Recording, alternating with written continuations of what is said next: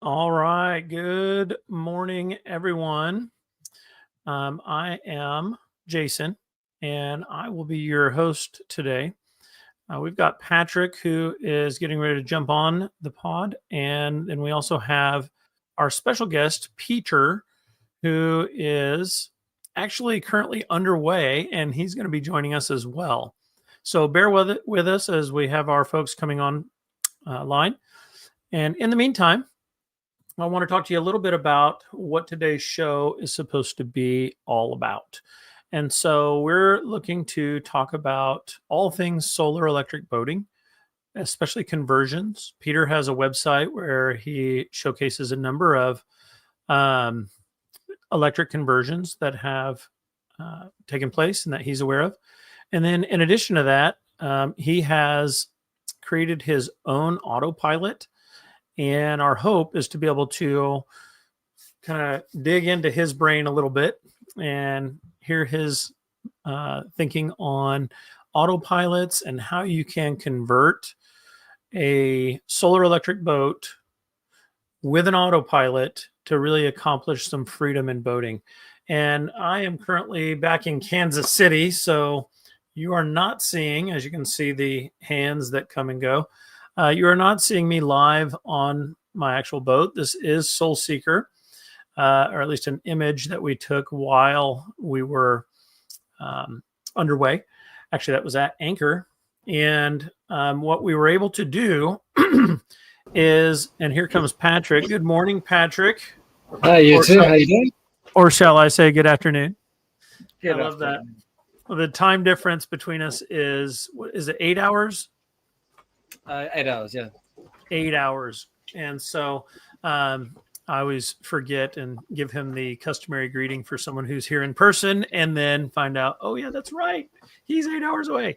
And so, yeah, we got notification from Pieter that he is currently in kind of a crowded scenario. He's currently underway. So we're going to be patient with him joining us, but really looking forward to him sharing about his autopilot, looking forward to hearing a little bit about his particular boat. I am personally very thrilled to be able to hear from him. But Patrick, tell us a little bit about what's going on in your neck of the woods. You are again at this beautiful anchorage and just making me so jealous in the greatest of ways. Oh, and then we got Patrick buffering just a little bit. He is, right. Oh, looks like we have him showcasing something as well. This is a new, if you don't know, we're using a new to us called StreamYard, and it's pretty fantastic. Looks like a great service, but you may have me bumping through some of the technology a little bit. So let's get rid of that one and have Patrick take it away. Anyway, yeah, good to be back again. There's a heat wave in Greece at the moment. Today is 38 degrees Celsius, which I don't know how to convert that to Fahrenheit, but it's hot. It must be, I think 33 or so is about 100. So this is well over 100, maybe 110, 120. And the next couple of days are going to be even hotter. I am in a very nice little anchorage. I'm off a town called, I'll tell you in a second. But we've got a little town over there, a little beach town. It's all locals, virtually no tourists. I'm the only boat here, which is fun. We had another boat last night. But now it's just the two of us. And the water is incredibly warm. We're in the Gulf where you come in from Preveza. So it's reasonably protected water. Let me tell you what the town's name is quickly. And while you're looking that up, 38 degrees Celsius for those of us in the States, 100.4 degrees Fahrenheit. I had to do it. Well done. It's Menidi is the little place called. And it looks like it's a local holiday town. Very nice clear water. We made some water earlier today to do our laundry, and now we are just trying to survive the afternoon heat. It's extreme. The bad news is tomorrow is even hotter. Tomorrow is 3 degrees hotter, 41. The next day is 41 again. It's not fun. It's very, very hot. Yeah, that's super hot. And so how are the dogs doing? I see a nice sunset. Yes, if only it was real. Yeah. How are the dogs doing? Are they doing okay with the heat? So I've got this was the first shower we had on the boat. You usually fill it with water and you stick it in the sun, and you have a nice hot shower on deck, which is great. It's got a new role now. Now it's the dog cooler. So we keep it in the shade, we keep the water cool, and we spray the dogs down a couple of times a day, and then they chill out. But I think we're past the worst of us. It should be starting to get cool soon. What's the temperature now, Candice? 35.2. Oh, we're already down to 35.2. So that's, here we go. It's time to go for a swim. Yeah. We've got a friend arriving. We've got a visitor. We've only ever had one visitor on the boat, and she's coming back. So couldn't have been too bad. In fact, last time she came, that was the shower. So she'll be quite impressed now that we've got plumbing and hot water inside. Oh, very nice. And we're going to do a bit of the highlights of the tour. So we'll start in Preveza town, which is where the bus will drop her off. I think you saw it in my last video. Nice little town, very cute, cute little streets. Oh, yeah, it was awesome. Fairly big for the area, quite touristy, but very nice. And then we'll go to my favorite bay, which is Turok Bay, which is about 20 miles north. Beautiful anchorage, beautiful water. One beach bar with the greatest taste in music, 80s and 90s music that plays. Oh, excellent. And relatively cheap drinks, that'll be nice. And then we'll hop to a couple of the other hotspot towns and end up in Corfu, where we'll probably spend quite a bit of time. I really like Corfu, and the airport's really good, and you can walk to the airport from the anchorage in about 15 minutes. So it's a very convenient one to get people in and out. Love it. I just love it. I will say, on your most recent episode, which was a stellar episode, for those of you watching, if you have not seen it, go to Sailing Electra and watch it. But specifically, I want you to hit the like button on the video, obviously. But there was a comment. That someone made, I don't remember who it was, that Patrick's Sailing Electra channel is criminally underviewed. And I thought that was the best comment ever. So I agree. Everybody, tell the entire world that you have at your disposal to go watch Sailing Electra and do like I do and just binge watch the whole entire channel. It's great. It was a very nice comment to get, I must say. I was quite chuffed to see that. Now, tell me this, Patrick, because you guys, you've been going underway now for 3 years. You've been on your boat for 3 years. Now, you do haul out for winter. So we've hauled out a couple of times. The first year we hauled out in northern Italy in a place called Aprilia Maritima. It's about 30 miles east of Venice. Nice place. Got very cold, so we had to leave for the winter. Then we left for about 4 months that time. The past winter, we decided not to haul out. We decided to stay on the boat in Preveza because we couldn't find space in a yard.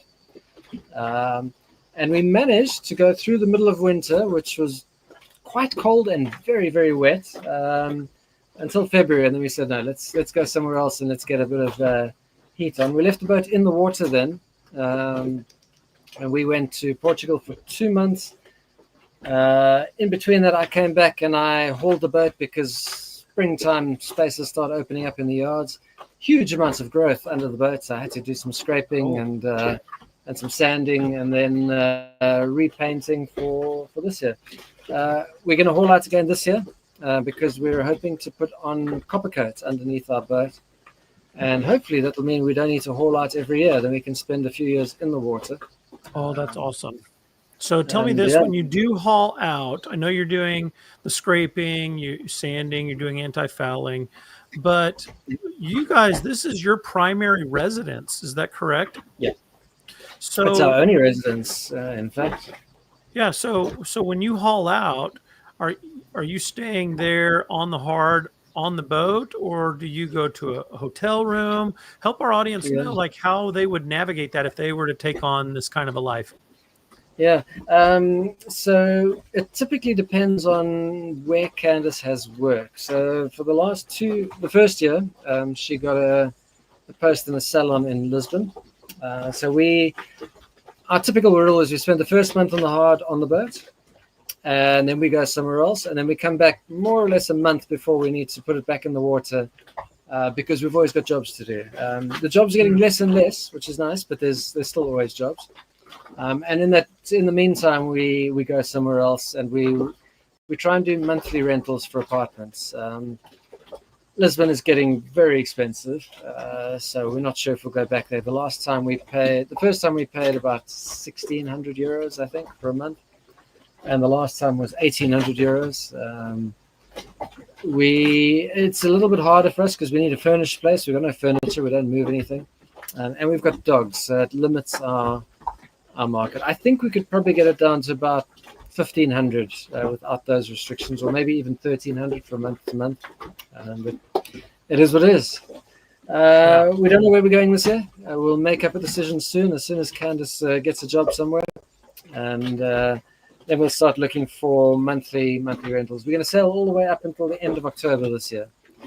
Is there any chance in the world that Patrick and Candace McKay bring their boat across the Atlantic and join us in North Carolina? It's with our boat, which is a 30-foot, not quite a 37 trout, which have circumnavigated many times. I think the chance is very small. Okay, well, I had to try. But what we would like to do, I know you're doing the Great Loop. There's a European loop as well, which goes up the French canals and down the Danube and all of that route. And that's one of the things we want to do at some point in time, depending on how much we're enjoying Greece. So that's outstanding. That going across the Med into France and up the canals, basically into Paris. We might even spend winter that year on board in Paris, which that sounds amazing. It must be fantastic. Yeah, like this sounds like an amazing yes to me. This doesn't sound like a decision. It sounds like a no-brainer, as they call it. Yeah, it's just on the way there, you've got to spend a bit of time, and there's not as many anchorages along the French coast and that. So it might be a bit more marina fees. But once you get into the canals, it's apparently beautiful. It's very safe. There's a speed limit, and you'll love that. The speed limit is 6 kilometers an hour, so probably about 3 knots. Oh, and I can do 3 knots forever, so it won't cost me any power. That's fantastic. Should be a good time. Yeah, I think there's just maybe that's in your future. I can just imagine that in your future. I'm just going to say it.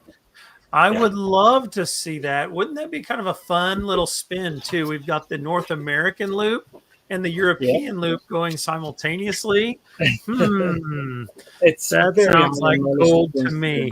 Now it looks like we've got Pieter who's joined us. I'm going to add him to the stage here. And hello, Pieter. Hopefully we get you on board. Looks like you have reached a place where you can join us. And this does take a little bit of time to stream depending on where you are.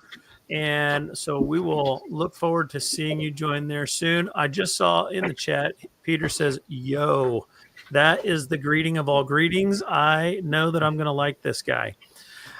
So Patrick, tell us a little bit while we're waiting for Pieter's signal to go live. What is your experience with Pieter? What is your knowledge and connection there? That's a very good question. I think we started chatting all about his autopilot. So Pieter has developed what was initially called the Bluetooth autopilot. And basically what the Bluetooth autopilot was, he couldn't figure out why autopilots are so big and so expensive and so complicated. When all they really are is a little electric motor that turns a wheel or moves the rudder. So he knew that mobile phones have got pretty much everything you need. They've got accelerometers, they've got GPSs, they've got compasses, everything built in, and they're really cheap nowadays. I mean, you can get a smartphone for from $100 upwards. And so he decided to make the bulk of the autopilot software-based, running on a mobile phone. And then on the hardware side, all you basically need is something that controls a motor. And I'll let him tell you exactly how he's done it. But anyway, it was a good thing to chat about. I was trying to figure out my autopilot at the time. And if I didn't get it right, this was the autopilot I was going to go for. I might still go for it as a backup autopilot because the costs are much lower than most. And losing your autopilot on a long passage is a bit of a nightmare. It's never happened to me, touching wood again, and hopefully never does. But it would be nice. Anyway, we were chatting, and I saw him on a number of different forums. He's on the e-propulsion forum as well because he's using the e-propulsion motor, but we'll talk about that later. And in my first season, one of the worst things I did was I put my motors only a meter apart, and I just couldn't dock. There was no way I could dock. Mm. And it was Pieter who said, you know what, if you angle the motors, toe in a little bit, you'll get differential thrust working for you like the motors are much further apart. Brilliant. And he actually ran the calculations for me, and it looked like it would work exceptionally well. So I cut bits and pieces off my boat. So a lot of faith in Pieter there. And it did work very well because now I can dock without absolutely going crazy. There's Candace saying hello. Hello, Candace. She's off for a swim to try and cool down. As well she should. It's too hot. The water is quite warm here. It's probably in the high 20s is my guess. It's bath water. It's not too. She says it's bath water behind us there, Oh, but at least when you get out the wind, the slight breeze we've got, what have we got now? We've got 6 knots, 5-6 knots will cool us down a little bit. yeah. Yeah. So Anyways, I'm not that's sure why I what's got to going on know with Pieter. Peter's connection here. I tried to message him, and Yeah. so hopefully that'll come through for us. But let's hear more about how Pieter got you to cut into your boat in order to let you dock. That's fascinating. Yeah. In fact, I can show you. I'm sitting on the back of my boat. So let me unplug the laptop and I will show you the little cuts in my boat over there without dropping the laptop, hopefully. There you go. You can see the cutaway to the my screen, the left of the motor there. Yeah. Okay. Yeah, So yeah. when the motors are down, I can rotate them manually. So motors are down. I've got that cutaway, so now I can turn them manually, and they fit into that little slot. Brilliant. And it's only about 25 degrees. But what that does is it gives me the lever arm as if the motors were 3.9 meters apart instead of 1 meter apart. So it just gives you that much more leverage. You can imagine that you don't only have thrust pushing in one direction, which is forward and backward on the one, but because the thrust is angled, you've got sort of sideways components to that thrust, and that's the real winner there. And it made a massive difference. Such a big difference now that I don't even use Candace to help me anchoring anymore because I sit on the front of the boat with the 2 remotes.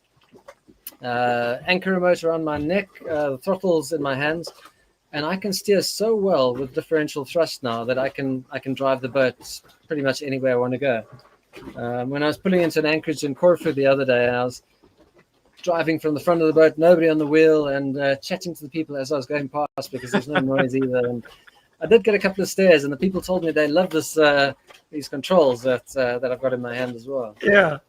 That's Well, quite and cool. what's interesting is the e-propulsion actual top mount throttles that we share in common. Those they feel like a game controller. Like they really do feel like a video game. And watching you while we were on board there in Greece, it was just like, oh wow, okay, this makes sense. I see this, and he's just like, it felt like when you're new to a video game and you're watching someone who's fantastic at that game. And I'm sitting there going, okay, this is how it's supposed to be done. Gotcha. So that was really fun. It looks like Pieter is having a few connection issues. And so Pieter could jump in on the comments if he wanted to comment there. He did say there's... Yeah. He can his hear us, which microphone is good will news work. at least. He said he's got a bit more time, so if I'm in no hurry at all. If it takes a while, Pieter, can you talk and we hear you? Because seeing you would be great, but hearing you is probably the...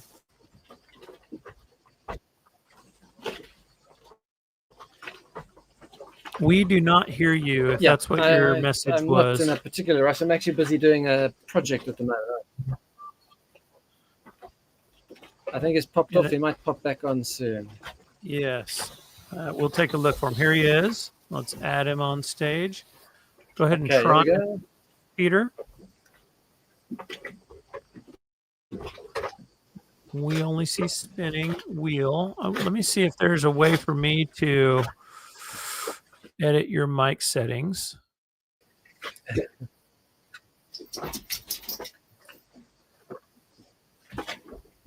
And I'm going to automatically adjust your mic volume. Maybe that will help us. Okay, he does see the My green microphone dots for indicates that. it's working. I see the green dots. Okay. See up here, remove from stage. Looks like we're good. I'm going to mute him and unmute him. See if that might So help us. Pieter is a software genius.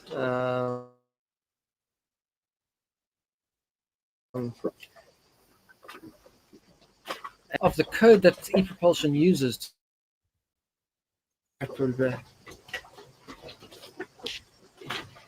Yes, go ahead, Patrick.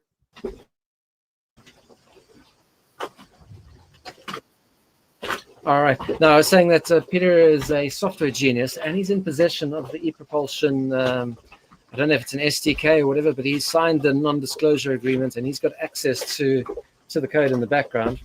Now, a lot of people wanted to be able to use regen on the ePropulsion motors with a third-party battery.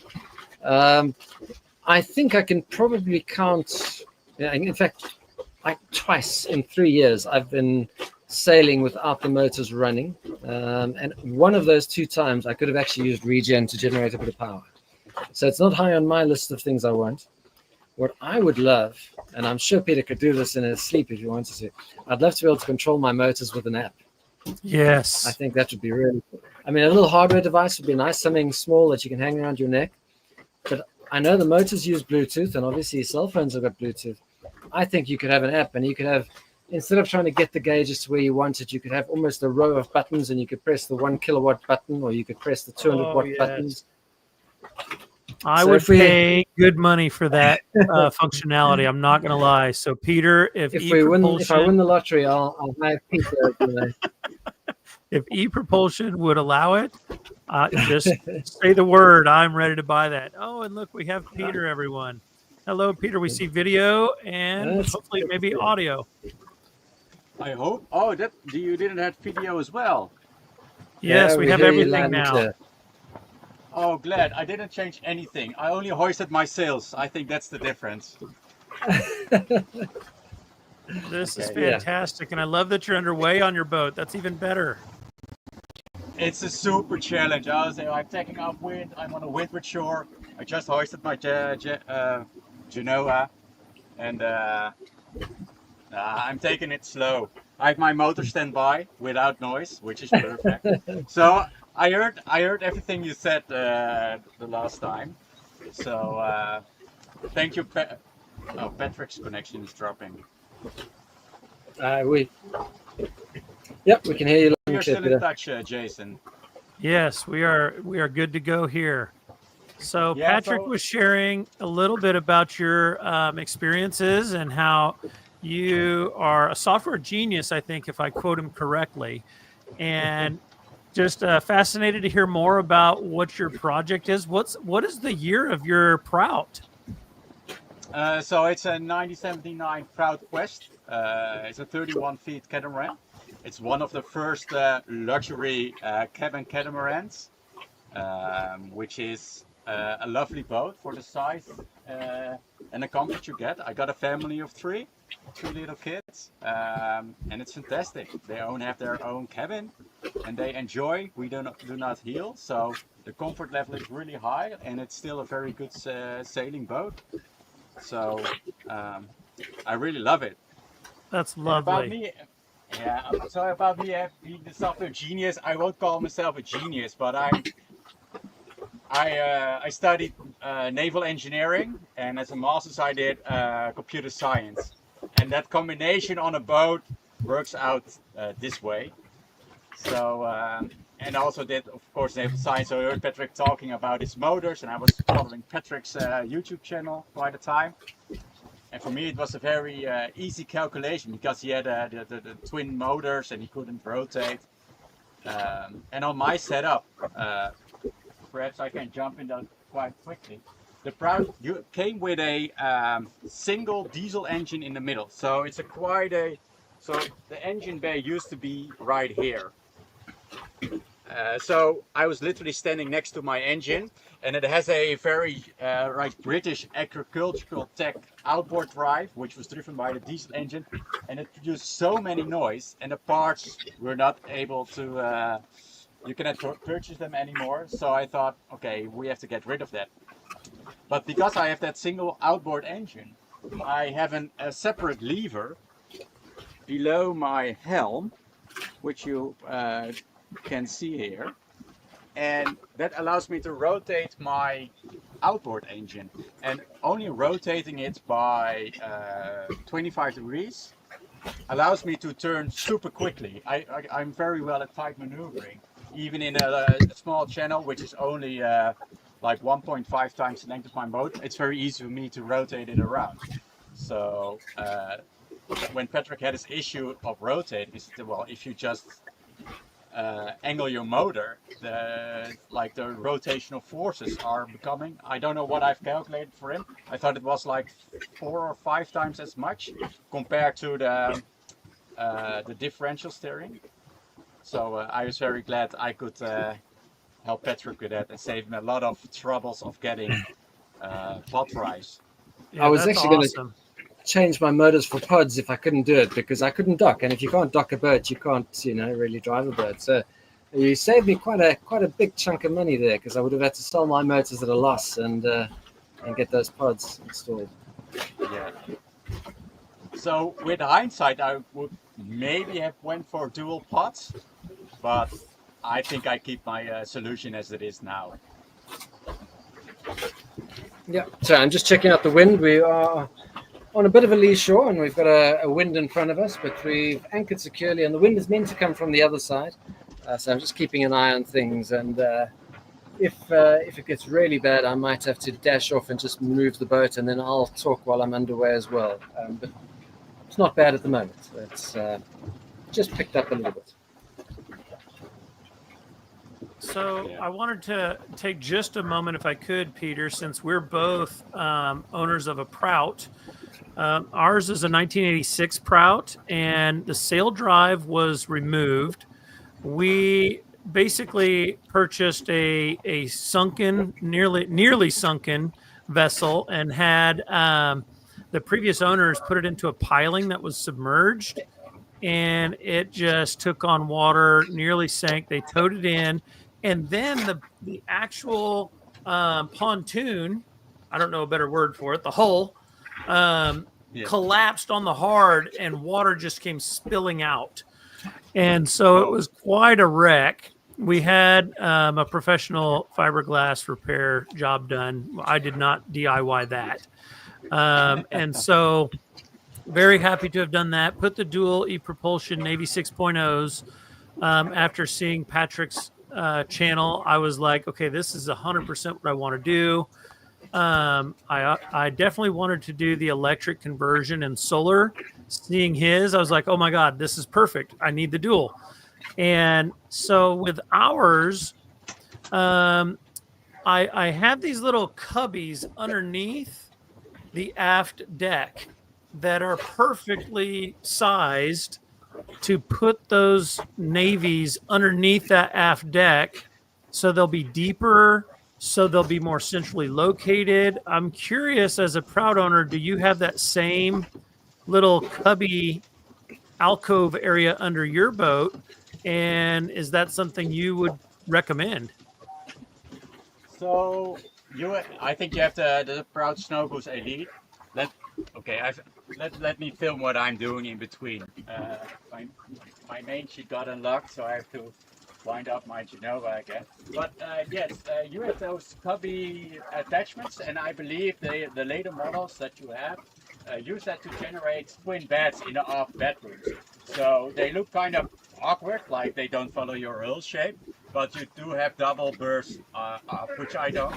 So in my case, I would have fitted it under the hulls, but the problem is I have quite a V-shaped hull at the bottom. So when I had wanted to go to pod rise, I would have mounted them a bit more to the side, which is of course not a problem. They are less protected by the keel, but then I would opt for that.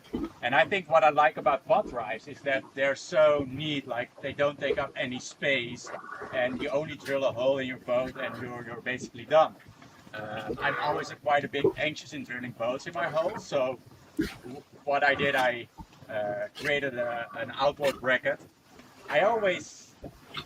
I'm very anxious of doing irreversible things, like drilling big holes in my boat, or so I always like to keep things open while you're doing it.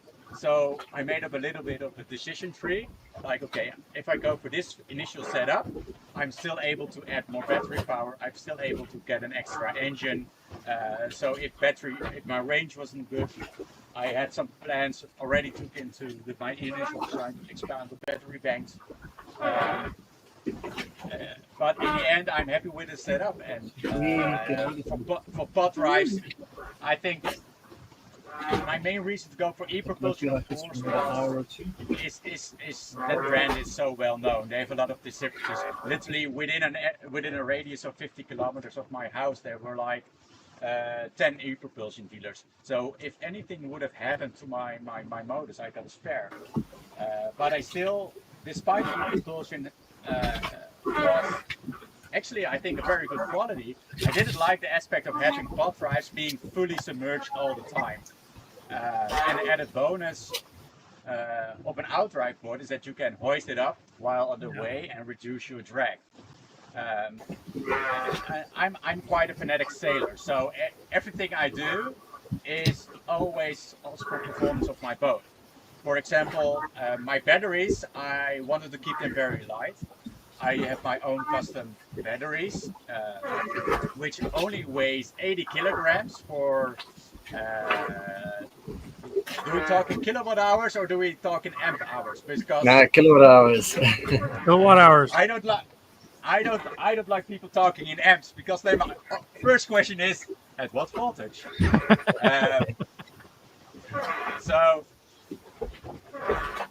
So I got 15.6 kilowatt hours of battery bank. Nice. That's enough. That's enough. The only thing I added is a generator. I did that later on because I think you can double your battery, but it would have added another 80 kilograms. Or you can add a generator which weighs, including gasoline, only 30 kilograms. So that was more of a weight concern, but also a cost, because another battery would bring me down another 2 or 3 grand, while a generator only is 700 euros in my case. So that's what I did. Nice. That's a nice setup.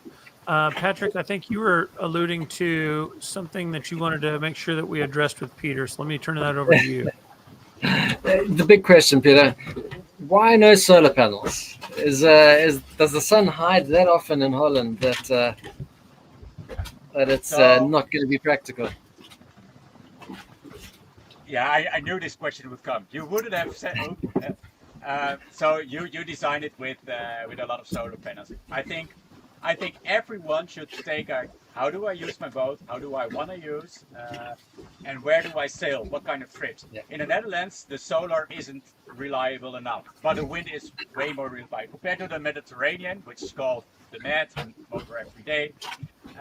So for the past week, I barely had any solar power. So if solar power on my boat would significantly reduce my battery bank or my generator usage, I would have gone for solar. But I ran some calculations, it wouldn't matter at all. I can stay a little bit longer at anchor, but on the other hand, I already told you I have 3 kids who would like to go at the harbor. We need to tank a lot of water. We need to wash the clothes of the children who get under the pasta sauce every day. So it's so usage dependent. So I do think of having davits, and davits are an ideal place for a solar panel. And I think the solar panel, it adds weight. So I would always go for those rigid solar panels because the yield and the reliability is so much higher than those flex panels. Those flex panels, terrible. I would never ever recommend them. They're 3 times the price and 10 times as worse. I love it. Peter's given a direct statement. I love it. This is great. What kind of solar panels do you have, Jason? Yeah, I've got the Longi panels. They are 375 watts. I have 8 on the boat. Yes, rigids. Oh yeah, absolutely. Yeah. I have 4 Renogi Flexis on top of my Bimini, but they're, like you said, they're just there as extra. They're not really helpful. I do have 10. There were 2 that I left back home in Kansas City that I'll return to the boat, and so my boat will have 10 375 watt panels. And honestly, I can cruise even in nominal sun with my. So I've got the 37-foot Prout. I can cruise at really decent speeds. I'm talking 4 knots is no problem on sunshine alone. And I can do that whether it's, any wind at all or none. And so we just we completed our little sea trial season where we went to North Carolina, and we went about 100 miles up the Intracoastal Waterway. It's all protected waterways. So you and Patrick are in different scenarios where you guys are out in unprotected waters and you guys are doing seafaring, experiences. My wife and we are not seasoned yachters. We do not have experience on that. Like, we're from Kansas City for the last 2 decades. We don't do boating. This is let's do a new world kind of a thing. And so we did 100 miles. And we did that over the course of our summer vacation, together with a lot of work and a lot of Patrick saying, no, no, no, yes, yes, yes, fix it now. So it's been a fun adventure. So I was very eager to hear about a fellow Prout owner and what kind of experiences you've had. So, and when you showed your motor bay, I'm like, that looks very familiar. I feel like I'm on my boat again. Here we go. You may want to have a peek inside if you want. Oh yes, I was hoping you were going to lift it up. Yeah, but let me get, plus my cleats are a bit worn out. So what I find funny is that catamaran owners are usually the early adopters. In fact, the catamaran still under renowned sailing magazines. The catamarans are still a bit of the odd ones out. They sultans, the cowboys on the water, and I think with electric we are the same. And Jason, you touched a very point that I wanted to address. I did a lot of calculations in advance, like how big of a motor, how much wattage do I need for which speeds, what speed is sufficient. And one of the things that I did so wrong in my calculation is the resistance of waves. If you have the motor upwind, fine, as long as there aren't any waves.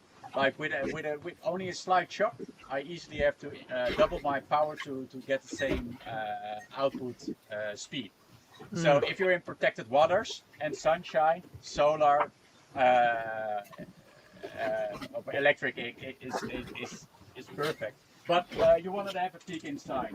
Then. Oh yes, here we go. Drum roll. I need a drum roll. Okay, sorry. I did not fix the wiring yet. I still have to have the automotive tape to have my cable harnesses. So here you see my electric scooter. So this is actually a empty void. This one goes like half a meter back. These are 8 cells. I used the prismatic Eve cells. And, and 8 at the bottom. So this is my BMS. So what you can see here is my autopilot. Which is quite a challenge.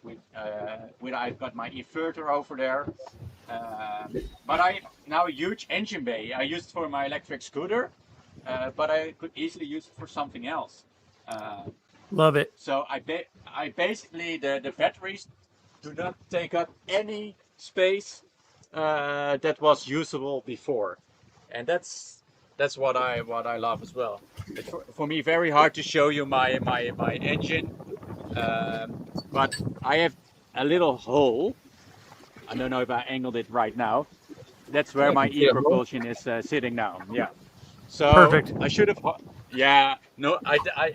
But I have this little hole because then I can see what the angle is. So if I'm tightly maneuvering, I want to see, okay, is it center or not? So, Peter, if I can ask you, when you are at anchor and you want to pull the prop out of the water with where your motor is that easy to do? Do you have to get in your dinghy and do it? How do you get that No. raised out of the water? So let me take my other camera angle. So do you see this yellow blue wire coming out? Yes. Okay, so the funny thing is resistance is quite high. So let me address another point. So I have to, so it drags back, so my locking mechanism. So I give a little bit forward, I pull. Now it's unlocked. Now I turn off the motor. And I'm now hoisting my engine. Okay, I can see there's some seaweed going on. So I video it right now, but here you can see my prop.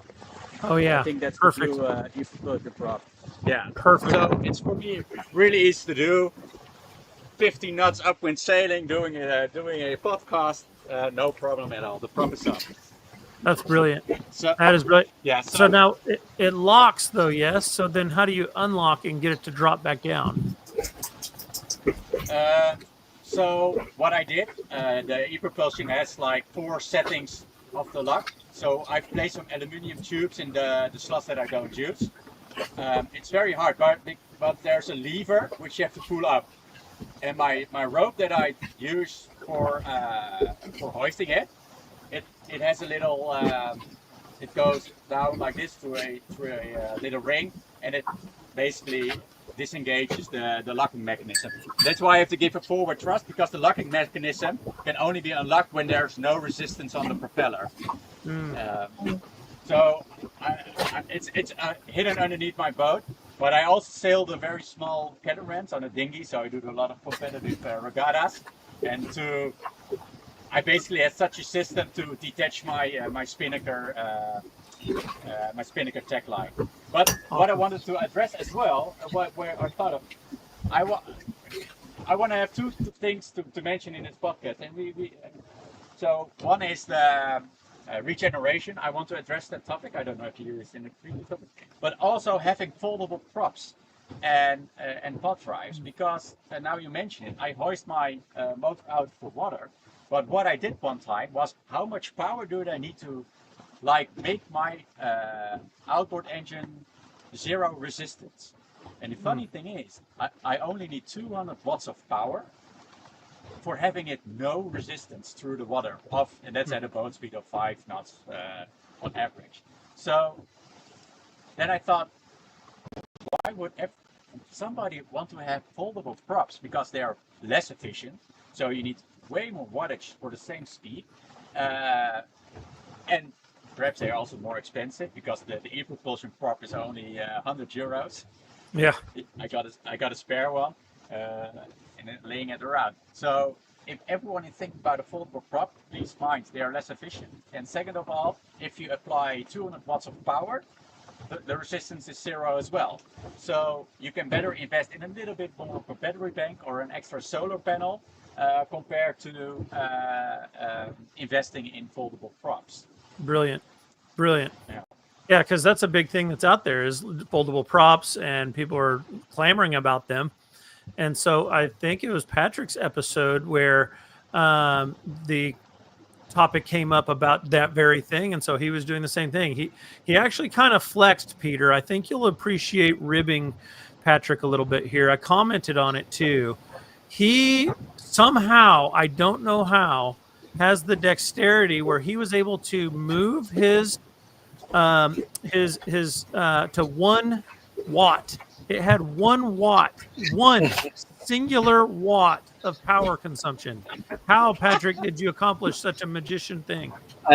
So it actually would have been more power than that if the boat wasn't moving. I suspect it was something about 70 or 80, but the boat speed was matching the prop speed, and they cancelled each other out.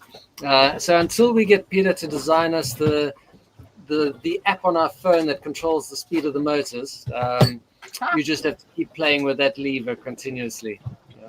Okay, now Peter, he brings something up here that I'm just saying, every e-propulsion owner I've ever talked to inquires the same question repeatedly over and over and over. And that is, why doesn't e-propulsion have an app that you can program in hard points like 1,000 watts, 1,500 watts, 2,000 watts? Why do we have to sit there and play this silly game? Well, very good question. I'm not a very keen user of Chinese apps. I have nothing about Chinese products. Quality is high, but I got the codes of e-propulsion. I got the protocols. I signed an NDA for it because I wanted to have control over the engine speed. My first thought was having a virtual anchor. Like controlling the speed and the direction of my motor automatically, so I don't have to drop my anchor. I can just hover around in a spot, and that's because there are areas where it's illegal to anchor. And I thought, yes, I want to be the only one having a virtual anchor. And then the police come by and said, no, it's virtual anchor. But yeah, I'm a bit. And the second reason I have the codes was I wanted to unlock the hydro regeneration. And then so it's easy to do. In fact, I've seen the protocol. Yes, it's pretty much doable. But for me personally, hydro regeneration isn't worthwhile the project to do it. So I'm not going to pursue that. But yeah, Jason, perhaps if you unlock a market for me, and if you want to do the sales and the marketing, let me be the engineer, then perhaps we can work together. Let's go. Color me impressed and in. I know Patrick would be right there as well. He'll be our European. He'll be the entire European Union vice president.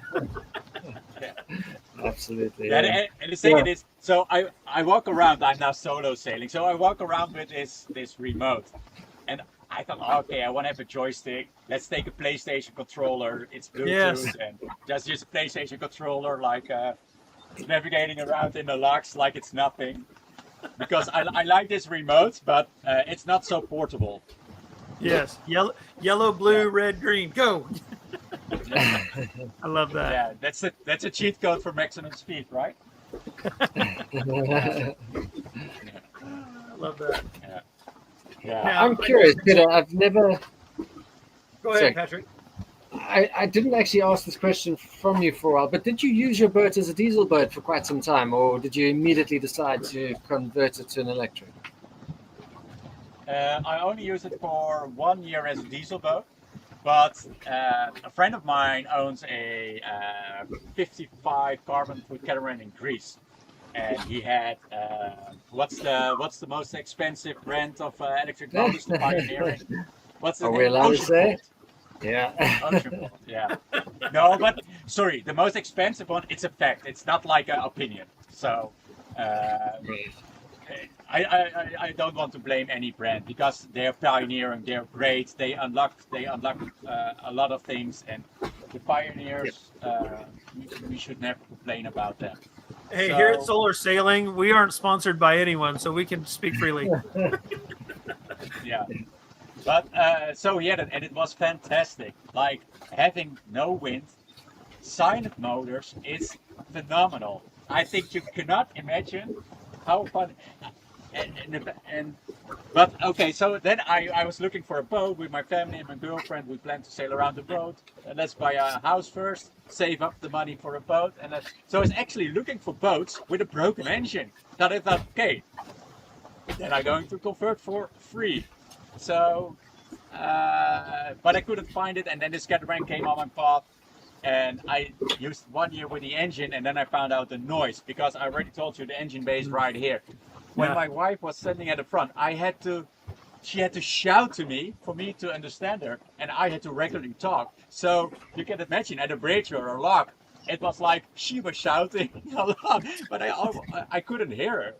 And it's like a 40-year-old British agricultural outright was terrible. So then I converted anyway. Okay, passions and hobbies may cost some money. And in the end, I would admit that the whole conversion costed me a little bit over €1,000, which was amazing. And now you think, how on earth can you do that? Perhaps you want to ask the question. So, How on earth could you do that? so- Yes. yeah. So, first of all, the previous owner of my boat was a billionaire. He was in the quote one. So I found some receipts. I had that outdrive engine, and it was the Mark I, which was only used in the 70s and 80s. And mine was bought the latest from the factory. It was only 9 years old with 400 hours on it. So it was like a collector's item. So I knew, like, okay, I could sell it for a high price. It was bought for €9,000. I sold it off for €2,500. I sold my engine for €1,500. So and then I bought back my e-propulsion and my battery. And now, if you add the numbers, you say, Peter, that doesn't make sense. You're not at 1,000. But the other thing is, like, when I bought this boat, the fridge was rubbish. The gas system. I had the surveyor inspecting my boat, and he looked at my stove and he said, "Whoa, this is like totally unsafe. Like, get rid of it, renew it, never use it. Children on board, no children on board." So then I had to. Did somebody mute me? Oh, I think we're back. Oh, where did you drop me? Yeah, that was my apologies. I was trying to mute myself, honestly. Okay, so my surveyor said you've got a point of the gas system is gone. So what I did is you have to invest in a charger. Let's go for the Victron Multiplus. It's a Dutch brand, but it's worldwide renowned. So I went for a dual induction hob for, I think it's €110, and even it works better than my induction hob at home. So we use the cooking on induction, and if you cook a meal, it only takes 0.5 to 1 kilowatt hour for a family of with 3 kids. So then I took into account, if you have to buy a marine fridge for €600-700, I just buy a regular size fridge for 150. So I renewed all those parts for only 20% of the price, and the quality is so much higher. Like my induction hob is fantastic. I got a air fryer. Don't blame me for it, sorry, excuse me, but air fryers are very compact and they're super efficient stoves. So I basically renew all my kitchen, how do you say, Dutch we say the white stuff. But I renewed the stove, my induction hob, and my fridge for only, I think it was €400. And if you have to buy it on 12 volts or you have to buy it up gas, you're spending, I think, near €2,000. So that's how I did it. And my wife is happy, me's happy. So yeah, oh, the waves are high now. They're coming over the Oh, house. nice. Peter, I will say you're addressing something there with the wife being happy that Patrick made very clear as we were doing our conversion project that my wife, Leslie, who she is very squeamish about the idea of being on the water, but she was really wanting the same. And we got an air fryer. And the number one thing that she absolutely loves on that boat is the air fryer. Yeah, if you want to have a nice bake-off croissants, yeah, 5 minutes. Here we go. Absolutely. Money well spent. Yeah, but also other things like my wife really likes the cappuccino, so we just have a regular household appliance like the milk cappuccino milk. How do you say, the foam maker?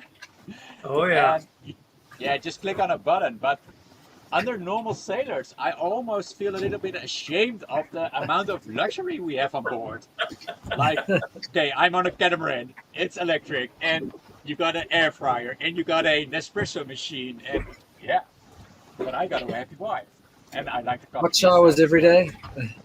Yeah, yeah, yeah. We are quite a lot in marinas, so we shower in the marinas. So so you have those instant hot boils. Then it's coming later. I'm thinking of it, But because I want to address this point as a side note, because I'm every 2-3 days I'm in a marina, I just plug into shore power and I charge my batteries. So that's the way of sailing that allows me to do it.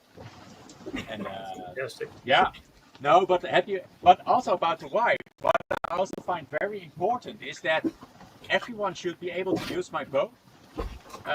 Yeah, here's the key. Good luck. Every boat has a little bit of manual, but I don't want to have an electric boat and you have to say, yeah, if you have to click this switch and if this happens, you have to take your laptop. I don't want a boat. I want to be, my wife is taking the boat by herself.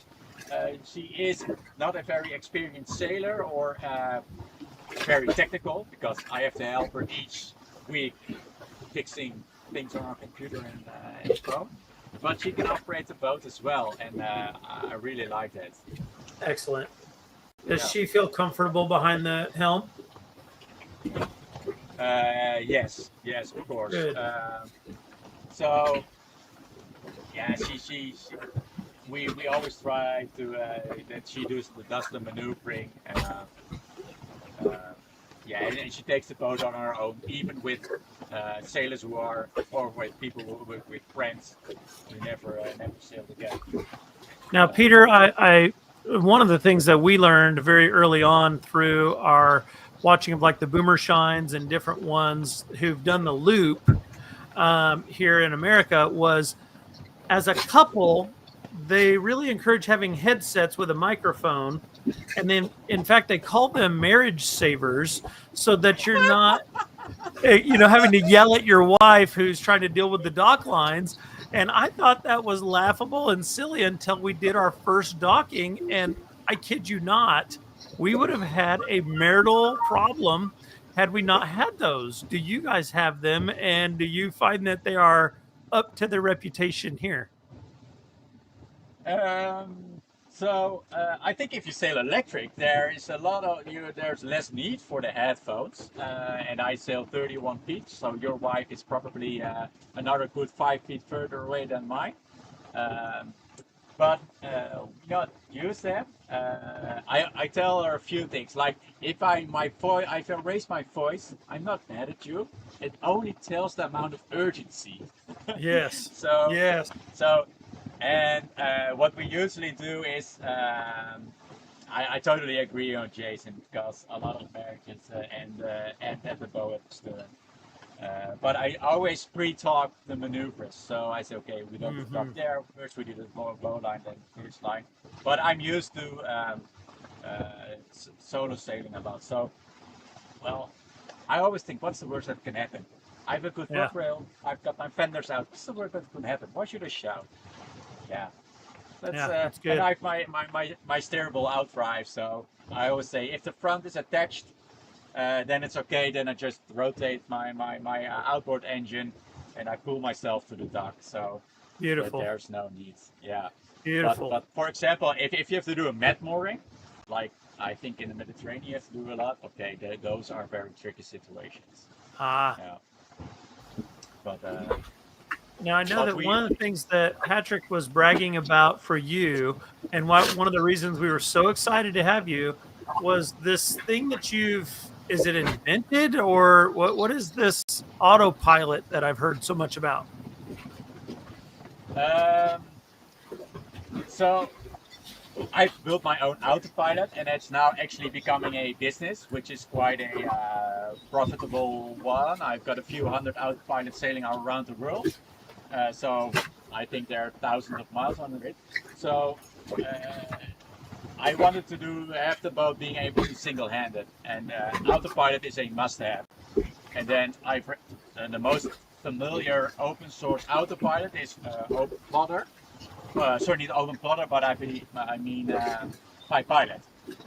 And I found it terribly difficult. Because Sean, the SPA, made it. I'm a huge fan of Sean, the SPA. If he's hearing us right now, Sean, I would love to have a chat with you. He is a true whiskey.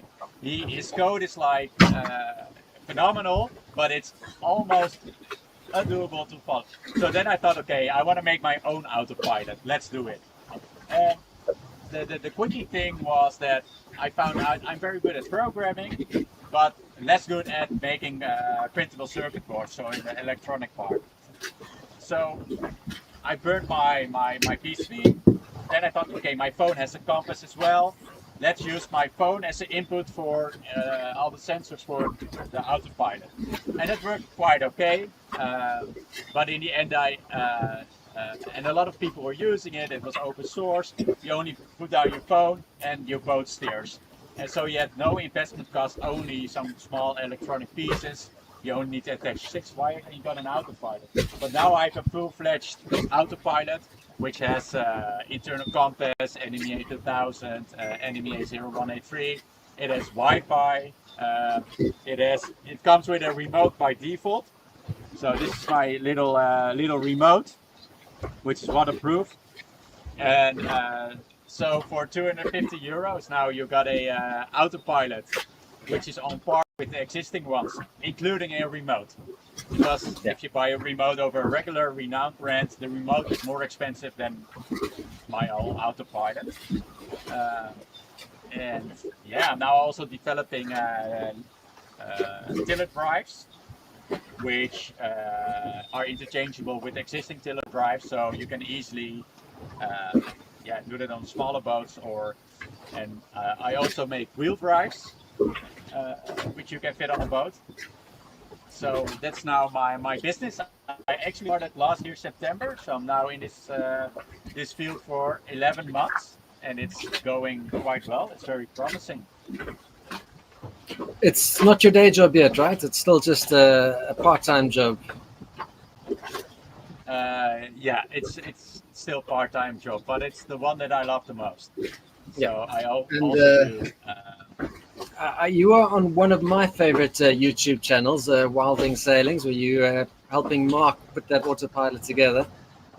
Just for fun, what is Mark like? I mean, he seems like an absolutely fantastic guy, and I know you got some good publicity out of helping him too. But was that a good experience? Yeah. So that's actually how this business started. So Mark from Wilding Sailing, he bought a what was it, 45 feet Wareham 42, I think, Wareham Pie, yeah. The Wareham Pie, yeah, and he was only located 15 kilometers from my house, and we had a shared friend who has a Wareham actually laying next to him. So he had a challenge of an autopilot, like he had a boat where any conventional autopilot wouldn't work. So I took on the challenge to provide him with an autopilot, also the hardware, together with somebody else who was really good at 3D printing and designing. And so that's how we got in touch. And he's now sailing to, I think he sailed from the Netherlands. He's now in France, quite advanced, and he's so he has 100,000 views per video. Yeah, I'm one of them. And and I still have to watch his episodes of last Friday, but I was on the water. I know, but I have to thank Mark 1,000 times. So I shared a promo code with him. So if somebody uses the code WildLink10, you get a 10% discount, and Mark gets a nice fee as well. So that's nice. And he's really helping me in terms of sales and marketing. He's always having trouble with those Yamaha 9.9s of his. Did you try and convince him to put one Yamaha 9.9 and one electric on the other side? Actually, what you tell me now is that is like the ideal of both worlds, right? Having a hybrid setup, like one outboard and one electric. Like, okay, do you need range? You go for gas. Do you need peace? I thought of convincing him, but I think my main relationship with him was with autopilots. So I think like Mark is quite on a budget. I think you can all see that. So electric still has a very big upfront cost, and he has big plans with his boat. He wants to cross oceans and wants to I think eventually circumnavigate. And to be honest, if I would circumnavigate, I don't know if I want to go electric. So I think I would then always go for an 80-volt generator, preferably a diesel generator, and dual pod drives. I think that would be my setup for circumnavigation. Right. And if it's on a monohull, I think it would be just a regular diesel engine. And the wind is shifting a little bit to the right, so here's my remote. We now go I see 5 that. degrees to the right. Yeah, you can use my autopilot with a wind vane, with a Okay. wind instrument as well, but I haven't attached mine yet. Okay.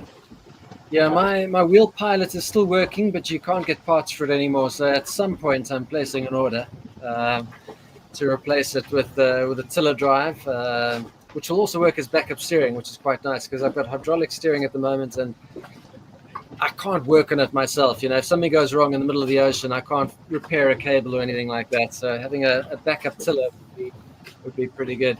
I'm not sure if Jason is on or you're still here without audio, Jason. Jason is muted. Anyway, we can. So I am Yep. here. I just don't have my video feed for whatever reason on my end. Do you guys see me or no?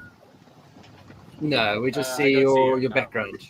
Got it. Yeah, that was a little Oh, weird. yeah. I had a little glitch, but I loved hearing, Peter, about your autopilot. Want to hear more? I see your website. Is it Electrify Boats? Is that right? Oh, I got 2 websites. Well, I got actually 10 websites, I think. But the nautinex.com, that's my autopilot website. Say that again, please. Nautinex.com. So Oh, nice. Oh, I there we don't go. need- You can see I that. Perfect. So anyone who's viewing this now or in the future could check your stuff out. And sounds like you've got quite a system set up there. It's pretty awesome. Curious if I can have a follow-up question on your concept of circumnavigation. And you would not go with electric. Is there a clear reason for why? Are they inferior or not up to the job, do you think? Like, I would love to hear your thoughts on that. And I don't mind Well, digging on electrics if they deserve it, no, but I think we all know that the big downside of electric is range. Mhm. And I think I haven't crossed oceans, but every YouTube channel I follow, each crossing there's at least like 100 hours of motoring. And if you can catch up with solar, that's fine. But you also have to go through the night. But of course, you got sailing UMA, and you've got more people sailing electric around the world. So it's okay if you accept the fact that your passages takes quite a few days longer. So, but electric is like on the same par as in terms of reliability as a diesel engine, because so it's not about reliability or power. The only issue is range, and unfortunately, doing ocean crossings, you cannot solve it by solar panels alone because you have to cross through the night, or you just very slowly motoring. So, yeah. Yeah, and I think the electric parts, you can buy them anywhere. The essential parts, you can have a backup. For example, a battery management system. I always buy a second battery. So, yeah, perhaps, Jason, I will go electric around the world, but preferably with an 84-volt generator. And Yeah. if I plan on And a sailing rig, of course, as well. I'm assuming. So yeah, of course, yeah. Yeah, I can't imagine being in the middle of the ocean without a sailing rigging. Like for mine, I've removed the mast and sails, but like I said, we're on intracoastal waterway, protected waters. It's a different voyage. Going out there in the middle of the Pacific, I would definitely want wind. What are your thoughts, both of you actually, if I can ask, what are your thoughts on the silent yachts? I know that they are kind of in some ways a laughing stock in some regards, but then in others, like they're proving concepts and they've done their ocean crossings. I mean, they did it with their diesel generator. They've done it with their sail kite. But what are your thoughts on that company and those like them that are? I get it. They're targeting the multi-million-dollar I groups. cannot hear you anymore, and I know why. Oh, looks like he's got a speaker issue. Shall we continue talking to see if he can get us? We Um, can talk in the background. So I can tell you about silent yachts. If I won the lottery, I would place an order, I think. Or actually, I wouldn't. I'd like to build my own next yacht if I did win the lottery. But I think for people who are in the super yacht market, because they're big, I think the smallest one they make now is a 60-foot Yeah. catamaran, which is a monstrous catamaran. I saw one when I was in Rovni in Croatia. Huge but beautiful, and I mean it works really well. For most of your coastal hopping stuff, you don't need the type of range that you do to cross the Pacific or cross the Atlantic. And I suspect on sort of 95% of their journeys, they're not using the diesel generators. They are just going on battery power as well. Very luxurious, monstrously expensive, but better than any motor yacht of a similar size, I think, because you don't have the noise and you don't have the smell, and people don't hate you for creating giant wakes and things like that. Right. But they are very big and very complicated, and I don't think it's something I could fix myself very well underway. And I love to fix things myself underway or wherever I am, if I don't need to go to a specialist in that. And that's probably why I like the DIY route a lot more. But I don't know if you could DIY something of that size very easily. It's such a magnitude. I could probably go up to about a 40-foot DIY quite simply and have it work really well. But when you get bigger than that and you start going into the really high voltages, I think they might be running at 200 or 300 volts on the silent yachts. It's probably out of my abilities right now. I'd have to go and do some certifications and things like that to really work on high voltage. Well, and that's one of the things about 48 volt that you've brought out and made very clear. I know that the guys with Indigo Lady have also made very clear is 48 volt, the human body can let go of that. But beyond 48 volts, the muscles actually tighten around that electrical source, and it just gets worse and worse and worse until you die. And so that is a very strong argument for staying at the 48 or lower. What are your thoughts about the lower, though? Since you and I are running our boats at a kilowatt and sometimes even less each, why not go for the 3 kilowatt motor? So initially I thought that the pricing was very close. I think between the 3 kilowatt and the 6 kilowatt, it's maybe a few $100 difference. So that didn't make sense. And then on paper, at least, the 6 kilowatt is more efficient than the 3 kilowatt. But I was speaking to somebody last week who's had both, and he says actually that's wrong because at the lower power levels, the 3 kilowatt is more efficient. I don't know. I haven't seen any official evidence of that. Peter, we can't hear you yet, unfortunately. And you've got a spinning circle again. But for me, it was just a case of efficiency, and also running a lower load on the motor means you're not stressing things out. So that was my thinking. That's a fascinating thing. And then you also have the Newport. Have you seen the Newport motors that are just coming out that are they're kind of in that in-between phase. And so, gosh, they're so much cheaper. I haven't, but I'm going to go and look soon. I think you know that I run my dinghy motor. You can see it behind my shoulder over there. It's a trolling motor. It's a brushless Haswing motor. It's 720 watts. And that runs on 12 volts. And I suspect I could move my boat quite happily with that one, at very low speeds as well. I like 48 volts because it means your cables are a lot smaller than if you're running a lower voltage motor at sort of the same power levels. And with your inverters, the 48 volt inverters are cheaper than the 12 volt inverters, so that helps a lot too. And your wiring runs from your solar panels to your charge controllers can be smaller too.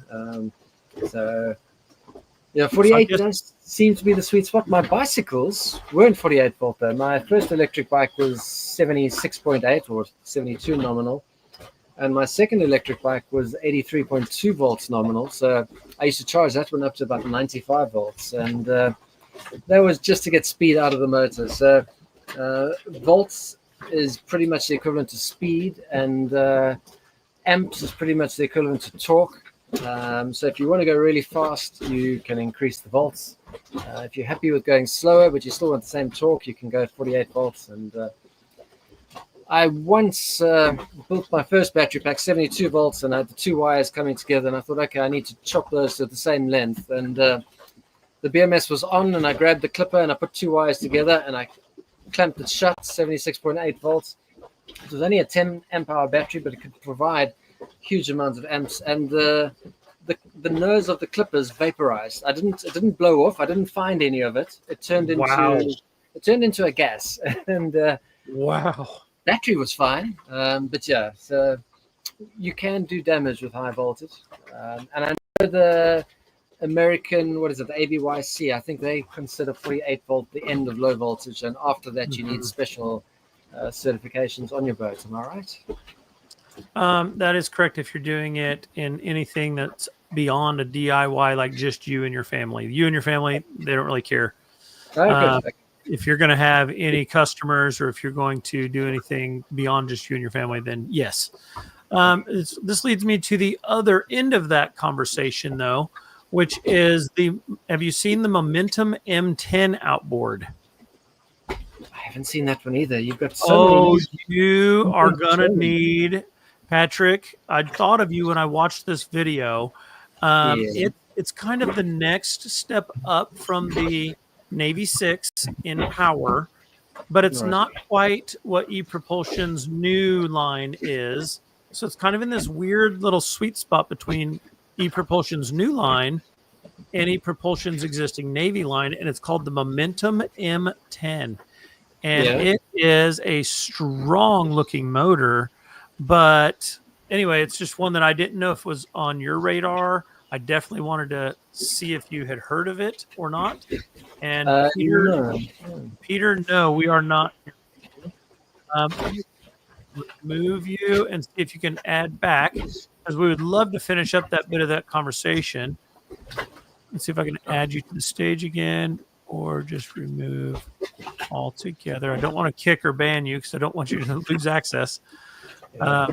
If you could try and leave the show and come back, Peter, that would be great. And why my video is not working, for those of you who are still hung on in the show here, I see there are a few, unknown. Like, I'm on an iMac. It works beautifully usually. I don't know what's going on that my video is not working. I see the green light. But yeah, take a look at those if you would, Patrick, at some point over the next few weeks, because I think those are worth considering. Definitely worth checking out.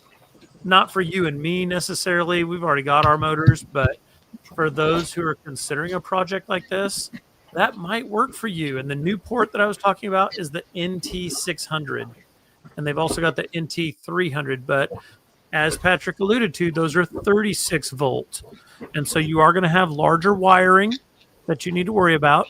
I did run into that while wiring my boat. My goodness, I cannot imagine if those were 12 volt wirings. Like, I'd be running one gauge, one aught gauge wires and zero gauge all through that. That would be awful. But as it was, I was running, 6, 4, some of them for the multi-plus larger, but excuse me, for all my runs, they were, 6 and 4 gauge. Very easy to work with. And less expensive. The American viewers understand you.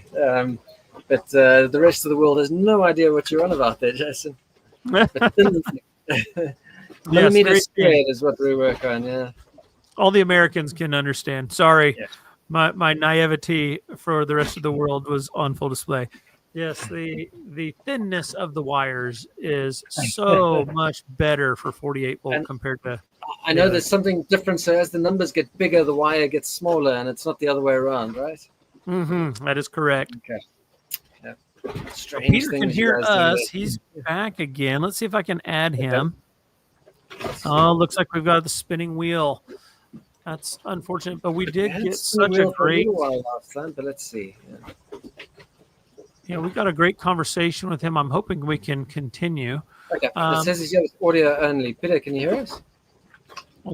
Let's see if I can add him and hear him. Okay, he can hear us. Can you?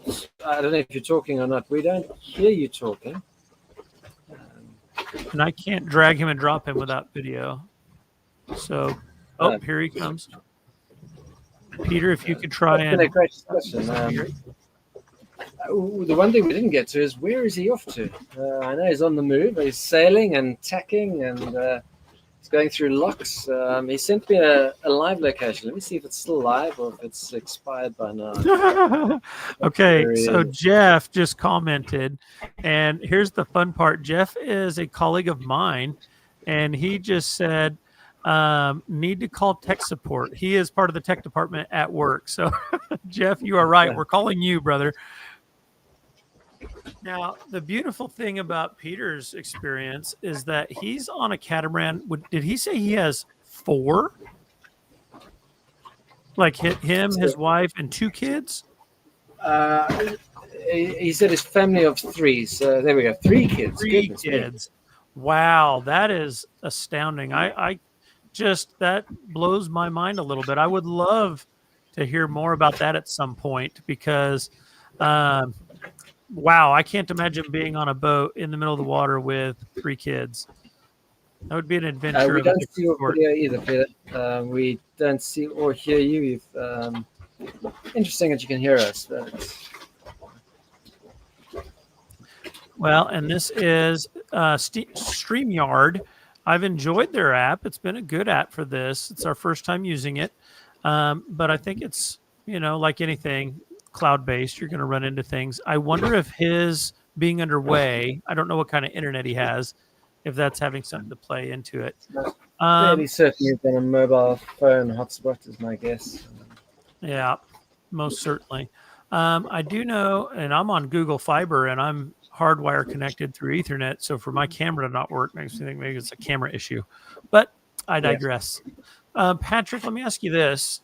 I'm very curious to know from you, when you are bouncing between anchorages and you have boats coming on towards you, you've had a couple of episodes where they've hailed you through the AIS, or you guys have AIS alerts that indicate you're on a collision path. How often do you experience that? And do you feel like electric power kind of makes that more stressful than it would be, say, with a gas-powered motor? So we use our AIS alarm all the time. I don't transmit my AIS unless it's dark or I'm going somewhere particularly busy because I don't have an official licensed AIS device on board. I've got a fishing marker net, which works perfectly. And I think the big ships are very happy to see me, especially at night, rather than looking for a tiny little white light in the middle of the ocean. So most of the time you're okay. If it's 2 small boats, you can see the boat, you can kind of see where they're going, and you can veer off. The challenge comes in when it's a ocean liner or a big tanker or a container ship or something, because sailboats all pretty much go 5-6 knots. But these big ships go 20 knots. And by the time they see you, it might be too late. So you've got to get out of their way. They've got rights of way, or they've got stand on position because of tonnage. They can't turn, they can't really do much. And on my night crossings, I've had a couple of occasions where I've had to veer massively off course, like talking about 60, 70 degrees off course to get out of their way. That was before I had my AIS transmitter. So now I feel much better. I'd switch on the transmitter and they would see me from 5 miles away and they would make an adjustment of like 1 or 2 degrees. And they said, I'd much rather do that than even talk to me, from people who know how these things go. So having the electric power, I've once had to get out of somebody's way on a tourist boat, one of these dolphin watching boats that had about 50 or 60 people on. They were doing about 8 knots, and I made the mistake. I didn't anticipate how fast they would get to the location they were going to. But the nice thing is the electric motors are powerful. I mean, I can go all the way up to 6 kilowatts on each, and I don't usually. And in that case, I think I went up to about 3.5, 4 kilowatts to try and sprint out of the way. And that was enough for me. I don't ever think you'd need to do that for like an hour on end to get out of somebody's way. I think 5-10 minutes at most, and you're out of people's way. I see we've got Pieter back, so maybe we must catch up with him again. It looks like you're on your phone there, Pieter. It's a much clearer picture. Can you hear us, and can we hear you? I heard something.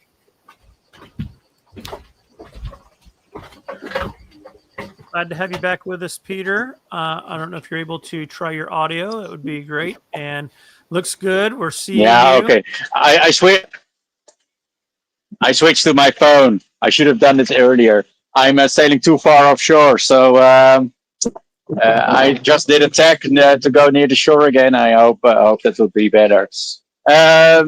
Yeah, so I can hear you perfectly. So I think you touched everything about the 48 volts. I only wanted to add I did a 48 volts, and I actually touched the 48 volts quite a bit unintentionally, and it's a nice trickle, but not more than that. Yeah, and keep your wires short. I think that's also a good thing to keep the wires short. I would imagine going the double, which is I think the 96 volt you have and the 72 volt. So yeah, that's how it goes. And where I'm now at, by the way, it's called the IJsselmeer. It's in the Netherlands. It's terrible sailing waters, very short, steep, chop, but a lot of nice marinas around.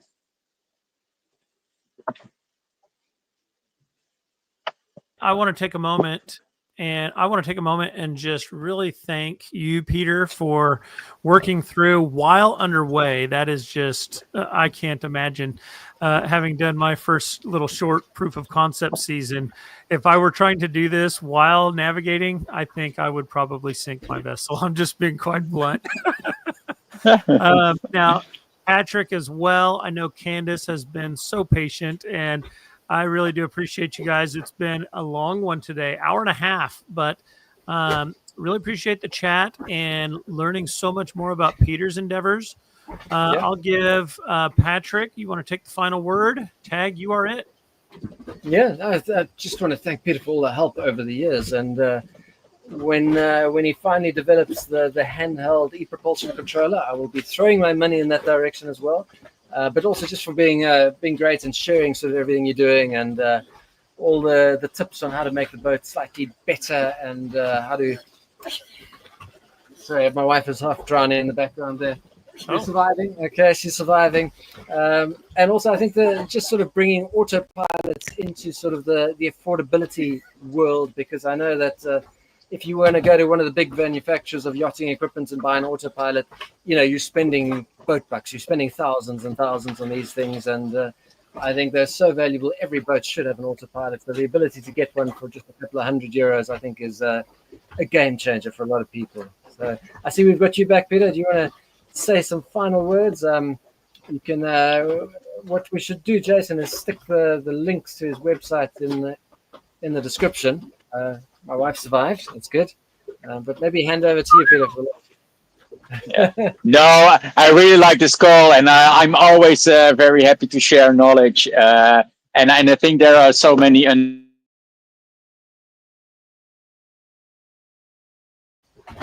That's one of the things. You're underway. Unless you've got Starlink, your connection does come and go, unfortunately.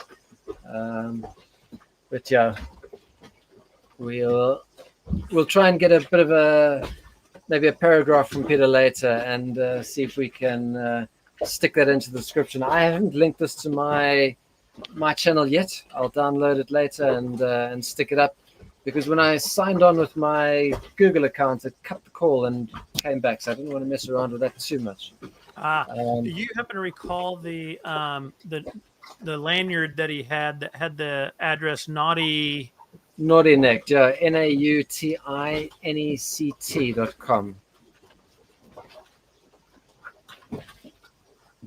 Perfect. Yeah, it's on my shopping list. My wheel pilot has been working, so I don't need to do it just yet. And I do try and pace myself with my purchases, but if I could have a backup autopilot for just a couple €100, I think it's worth doing, especially if it's also a backup steering system, because if I connect it via a tiller instead of the wheel pilot, even if my whole hydraulic system gives up, I can still use that to drive the boat, which I think would be great. Yeah, that's fantastic. I'm going to be taking a deep look at that, because the autopilot on my boat was old. I didn't even try and plug it in because I knew we were just doing small jaunts. Yeah. And I, frankly, being new to the yachting experience, wanted to be piloting. And so, yeah, very definitely something I'll be looking at. Well, again, thank you, everyone. And I'm going to turn it over to Patrick because his signature, departure statement is the best thing that you've ever heard on YouTube. There's no other way to oversell it. So here we go.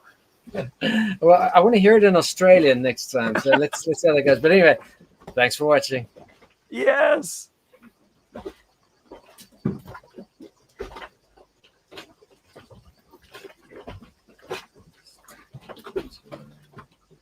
And I don't even know where the hang up button is. So I'm going to close the browser. Cheers, everyone.